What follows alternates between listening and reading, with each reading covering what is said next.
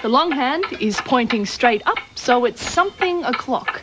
And the short hand is pointing to the 10. 10 o'clock on the rocket clock. Stand by for blast off. 5, 4, 3, 2, 1, 0! Blast off!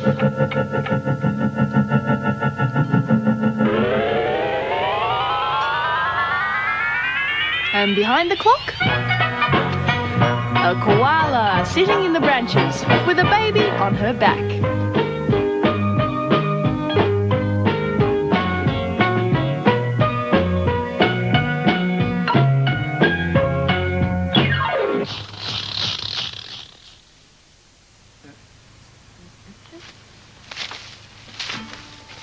Hello, I'm Don.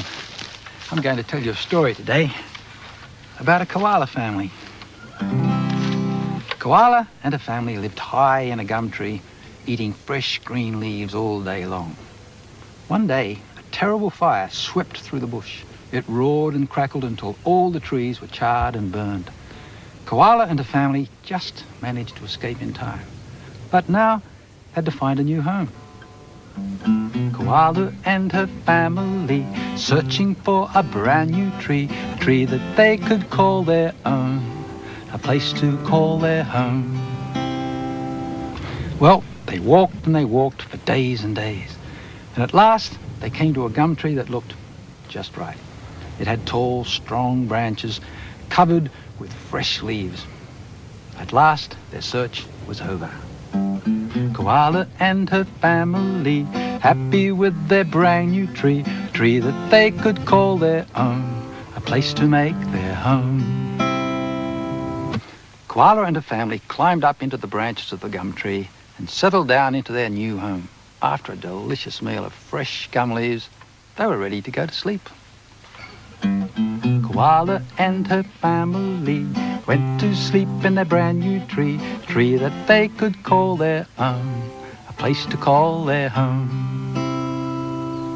But just as they fell asleep, Koala and her family were woken up by a terrible shrieking noise that came closer and closer till it was right above their heads. Terrible shrieking and jabbering went on all night long. Koala and her family, wide awake in their brand new tree, so much noise they could not sleep. What could that noise be? The night was so dark, the koalas couldn't see what was making all the noise. When the sun came up, there was not a sound. The koalas looked up and they could see thousands and thousands of fruit bats hanging upside down from the branches above them. They were quiet now because they were asleep, with their leathery wings wrapped tightly around them. Koala and her family saw the fruit bats in the tree, sleeping now without a sound, sleeping upside down. Well, the next night, the same thing happened. The fruit bats shrieked and jabbered as they flew around the tree searching for the sweet gum blossoms. It was the same the next night and the night after that. The koalas couldn't get any sleep. They decided they'd have to leave their new home. The next morning, all of Koala's bush friends came over to say goodbye to them.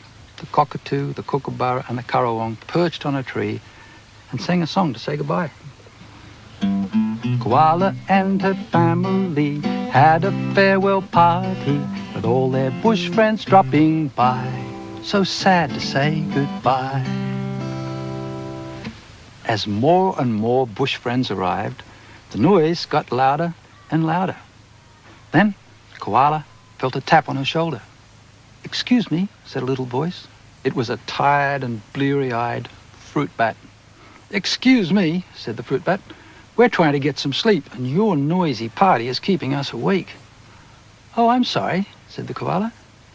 "I know what it's like to be kept awake because you keep us awake every night."